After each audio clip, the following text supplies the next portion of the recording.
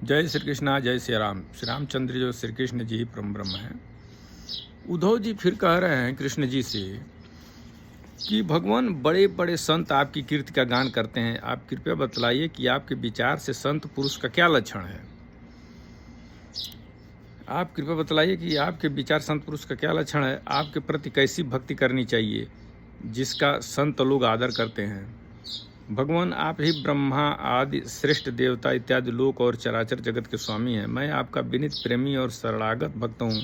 आप मुझे भक्ति और भक्त का रहस्य बतलाइए।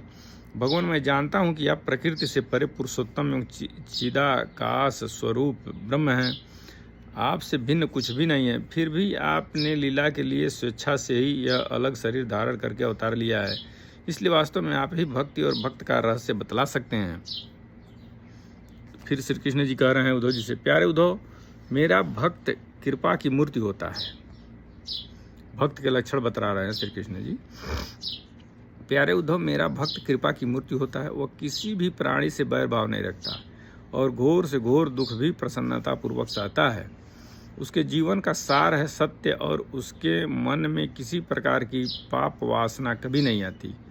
वह समदर्शी और सबका भला करने वाला होता है। उसकी बुद्धि कामनाओं से कलुषित नहीं होती। वह संयमी, मधुर स्वभाव और पवित्र होता है। संग्रह परिग्रह से सर्वदा दूर रहता है। किसी भी वस्तु के लिए वह कोई चेष्टा नहीं करता। परिमित भोजन करता है और शांत रहता है। उसकी बुद्धि स्थिर होती है। उसे केवल मेरा ही भरोसा होता है और वह आत्म तत्व के चिंतन में सदा संलग्न रहता है। वह प्रमाद रहित, गंभीर स्वभाव और धैर्यवान होता है। भूख, प्यास, शोक, मोह और जन्म मृत्यु ये छहों उसके बस में रहते हैं। वह स्वयं तो कभी किसी से किसी प्रकार का सम्मान नहीं चाहता, परंतु दूसरों का सम्मान करता रहता है। मेरे संबंध की बातें दूसरों को समझाने में बड़ा निपुण होता है और सभी के साथ मित्रता का व्यवहार करता है। उसके हृदय में करुणा भरी होती है। मेरे तत्व का उसे यथार्थ ज्ञान होता है। ये भगवान कह रहे हैं भक्त की लक्षण है। प्रिय उद्धव, मैंने वेदों और शास्त्रों के रूप में मनुष्यों के धर्म का उपदेश किया है। उनके पालन से अंतःकरण शुद्धि आदि गुण और उल्लंघन से नरक आदि दुख प्राप्त होते हैं। परंतु मेरा जो भक्त उन्हें भी अपने ध्यान आदि में विक्षेप समझकर त्याग देता है और केवल मेरे ही भजन में लगा रहता है, वह परम संत है। मैं कौन हूँ, कितना बड़ा हूँ, कैसा हूँ, इस बातों को जाने चाहे न जाने, किंतु जो अनन्य भाव से मेरा भजन करते हैं वे मेरे विचार से मेरे परम भक्त हैं। जो वेद पढ़ करके विद्वान हैं, भक्त उस वेद का ज्ञान भी त्याग देता है। केवल जो भगवान का भजन करता है वो सबसे श्रेष्ठ भक्त है भगवान का। भगवान कह रहे हैं, प्यारे उद्धव, मेरी मूर्ति और मेरे भक्त जनों का दर्शन, स्पर्श, पूजा, सेवा, शुश्रूषा, स्तुति और प्रणाम करें तथा मेरे गुण और कर्मों का कीर्तन करें। उद्धव, मेरी कथा सुनने में श्रद्धा रखें और निरंतर मेरा ध्यान करता रहे। जो कुछ मिले वह मुझे समर्पित कर दे और दास्य भाव से मुझे आत्मनिवेदन करे। मेरे दिव्य जन्म और कर्मों की चर्चा करे। जन्माष्टमी, रामनवमी आदि पर्वों पर आनंद मनावे और संगीत, नृत्य, बाजे और समाजों द्वारा मेरे मंदिरों में उत्सव करावे। वार्षिक त्योहारों के दिन मेरे स्थानों की यात्रा करे, जुलूस निकाले तथा विविध उपहारों से मेरी पूजा करे।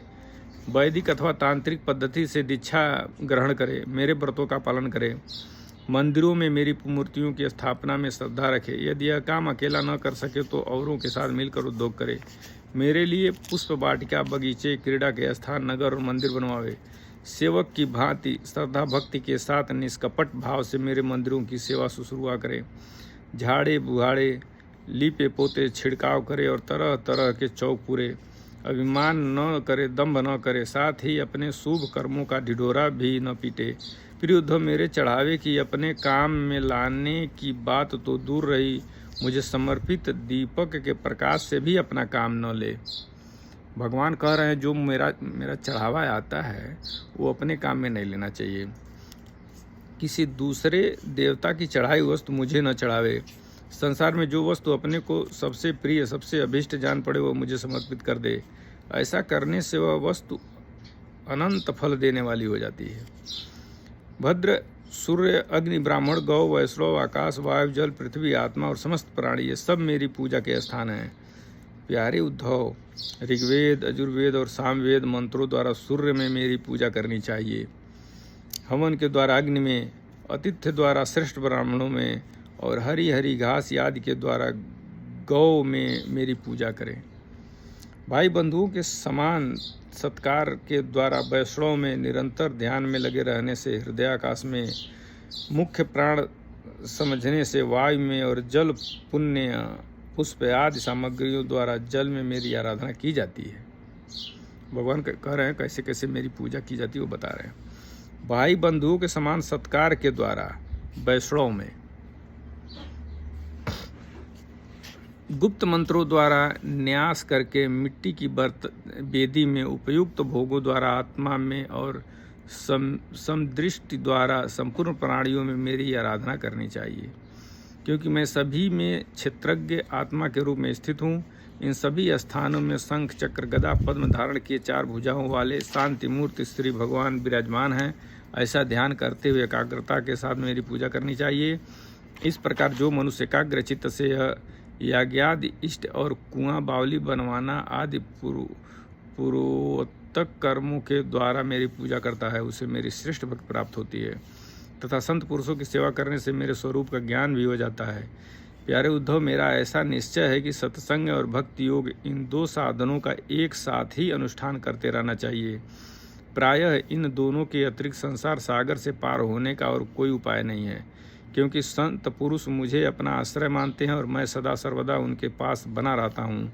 प्यारे उद्धव, अब मैं तुम्हें एक अत्यंत गोपनीय परम रसमयी बात बतलाऊंगा, क्योंकि तुम मेरे प्रिय सेवक, हितैषी, सूर्योदय और मेरी सखा हो, साथ ही सुनने के भी इच्छुक हो। तो श्री कृष्ण जी कह रहे हैं कि